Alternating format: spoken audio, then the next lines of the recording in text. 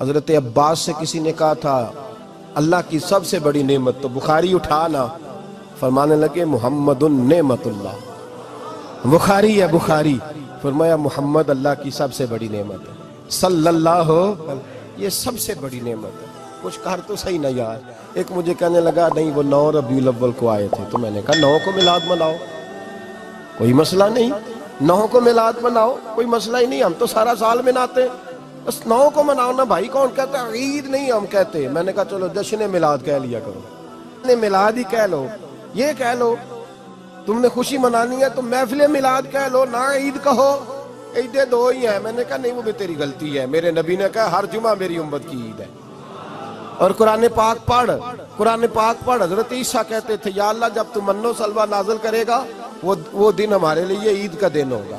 اور سیاستہ پڑھ، حضرت عمر کہا کرتے تھے جس دن دین مکمل ہوا یوم اکملت، جس دن دین مکمل ہوا یوم اکملت لکم، یہ آیتیں نازل ہوئی تو فرمایا وہ دن ہمارے لیے عید کا دن تھا۔ یہودی ہمیں کہتے تھے یہ آیتیں ہم پہ آتی تو ہم عید مناتے، یہ بھی تیری غلطی ہے کہ عیدیں 2 ہی ہیں۔ رب جب بھی کسی کو دید کرائے وہ عید کا ہی دن ہوتا ہے، وہ عید کا ہی دن ہوتا ہے بھائی۔ ہمارے لیے سب سے بڑی عید یہ ہے، اس لیے کہ باقی عیدیں اسی عید کا صدقہ ہے، صلی اللہ تعالی علیہ۔ تو عید میلاد النبی پہ اظہار مسرت کرنا، خوشی کا اظہار کرنا، خوشی کا اظہار کرنا، یہ تو ایمانی تقاضا ہے، یہ تو روح کا تقاضا ہے، یہ تو اندر اچھلتا ہے۔ شریعت جتنی ہمیں اجازت دیتی ہے اتنا ہم کرتے ہیں، اور کوئی میلاد کی محفل میں کوئی ایسا کام نہیں ہوتا جو شریعت سے ٹکراتا ہو۔ پہلے کیا ہوتا ہے؟ تلاوت، منع ہے قرآن پڑھنا۔ دوسرا کیا ہوتا ہے؟ اتنا درجہ ہے نعت کا، اب تو نہ نعت پڑھنے والے رہے نہ سننے والے رہے، دونوں میں ہی کمی ہے۔ اور میں اکثر کہتا ہوں نعت پڑھنا اتنا کمال نہیں جتنا سننا کمال ہے۔ سننے والا کوئی ہونا چاہیے، نعت سننا زیادہ معنی رکھتی ہے۔ اس کی وجہ یہ ہے کہ نعت پڑھنا صحابہ کی سنت ہے اور سننا محمد مصطفیٰ کی سنت ہے، اور سننے والے کا درجہ، ہاں تیرا درجہ زیادہ ہے اگر تو سمجھے تو۔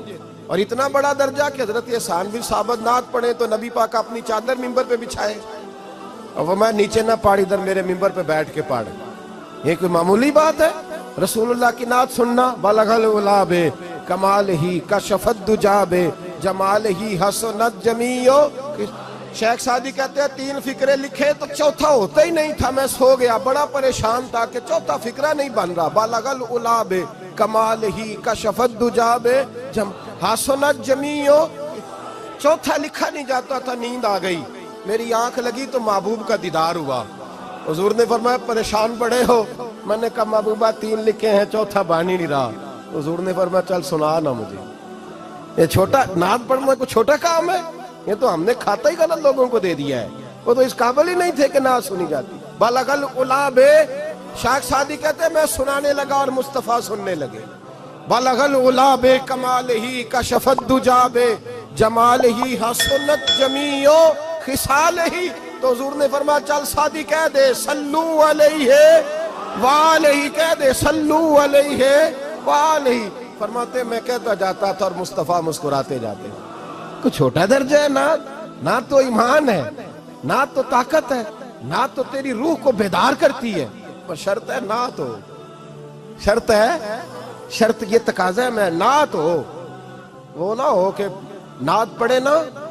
میرے حضرت صاحب فرماتے ہیں نعت کا مقصد ہے جب بندہ نعت پڑھے تو اس کا دل نبی پاک کے گنبد کی طرف جائے، جب نعت سنے تو اس کی توجہ رسول پاک کی جانب جائے، یہ نہ ہو کہ نعت سنے تو توجہ گانے کی جانب جائے، یہ نہ ہو کہ نعت ہو رہی ہو تو لوگ کہیں، میرے کان میں لوگ کہہ دیتے، اب یقین کریں محفل میں بیٹھے لوگ کہتے ہیں فلانے گانے کی طرز پہ لاندہ دی، تو کدھر گیا دھیان اس کا؟